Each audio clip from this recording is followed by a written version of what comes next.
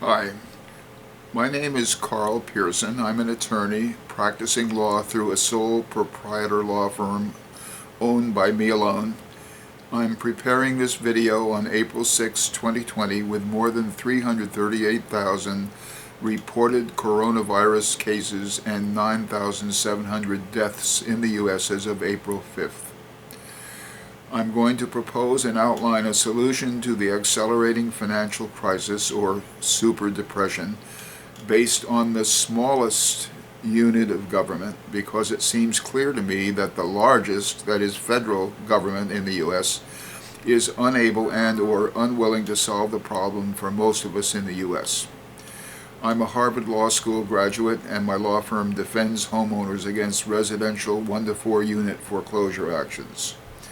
I'm 83 years old, and to protect my life, I'm in fairly rigid self-imposed quarantine with no coronavirus symptoms and no tests, and in my 22nd day of this quarantine, and have watched my law practice precipitously decline starting 2 months ago because of the coronavirus, followed by the temporary cessation of new lawsuits in New York State. I have been a small business person for 74 years, ever since my paper route in North Platte, Nebraska at age 9, and I didn't realize I was in small business then, and I am a believer in small business, as you will hear and see. My reasoning is that if the largest U.S. government is unable to solve the problem, why not look at the smallest governmental unit, which happens to be comparatively small municipalities defined by a single or up to 5 or so contiguous zip codes, and I'll refer to them basically as a single zip code. Let's see what we can develop with existing state laws, which could and should be extended to as many municipalities as possible. I have explored this topic for years and have refined my thinking to just 3 reforms that are needed in a single municipality with a single or very limited number of contiguous zip codes, whether called a town, city, hamlet, village, burg, or municipality. These 3 reforms, I am convinced, would create prosperity within the zip code and deny such prosperity to local governments, residents, and businesses outside of the zip code.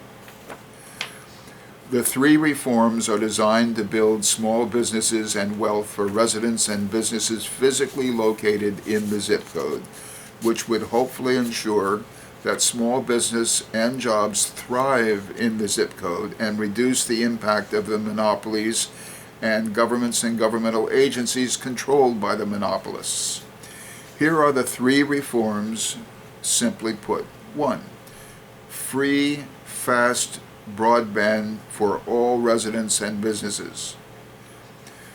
Philadelphia, then the nation's 5th largest city, and by the way now the 6th largest city, had fast, free broadband for all in 2004 until special interests had a law enacted making free broadband illegal in Pennsylvania.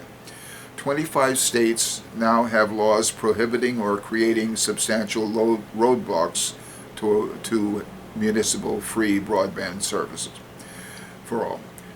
A chart is available at a website which I'll provide in my description.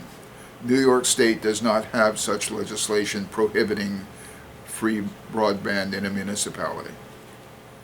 2. Training of residents.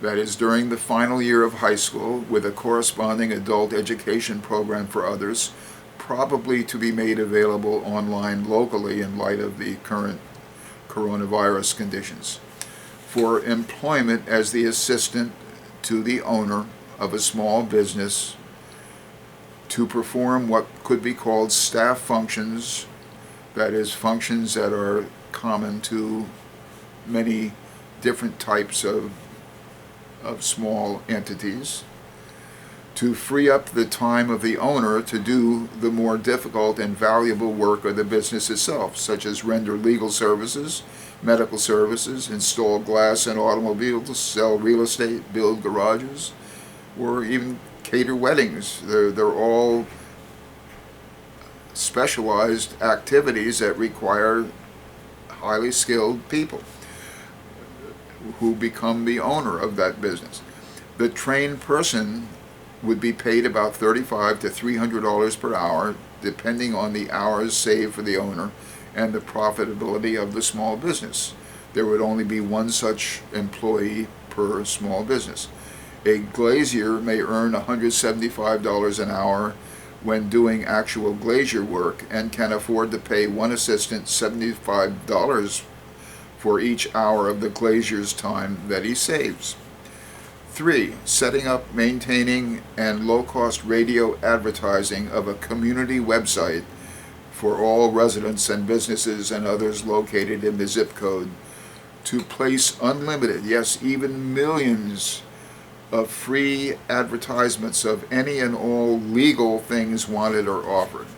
Every item for sale could have a separate ad. A repair person, for example, could place millions of ads for rebuilding a part, such as a specialized pump for a 1917 Nash automobile. There have been more than 1,000 car manufacturers, more than perhaps 40,000 car models, I'm guessing, and more than several billion different parts, more than 100 years of automobile manufacture, just to give you the idea of how many ads could be placed relating to cars alone. Literally billions of ads, and it would take a lot of people to manage what amounts to a local eBay site for residents and businesses of the zip code.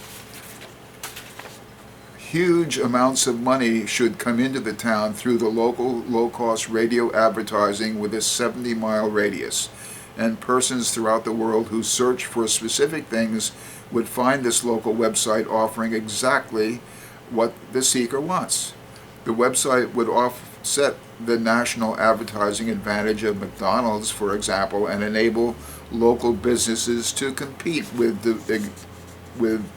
companies like McDonald's, who advertise nationally at very low cost. The thought is that by creating prosperity within the one zip code for the residents and businesses, the following things will happen. Persons will want to live in the zip code, which will drive up real estate values and rentals, which is both good and bad, but the increased prosperity for all should be more than sufficient to offset the bad.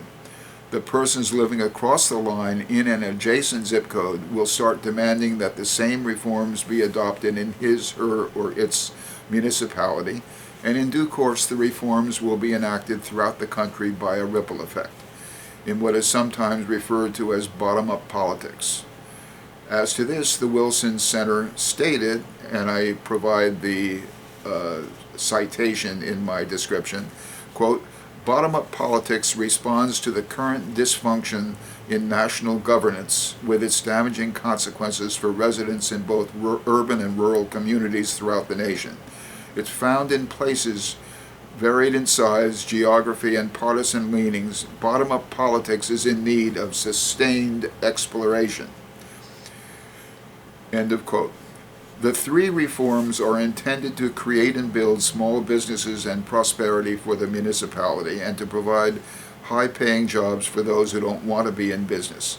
Small business needs skilled, trained persons to help make small businesses efficient and competitive with the monopolistic businesses, and the added advantage to job seekers is that small businesses are more apt to hire and retain employees during economic upheavals than major corporations, which are hollowing out their businesses and shipping jobs to Mexico, China, and elsewhere.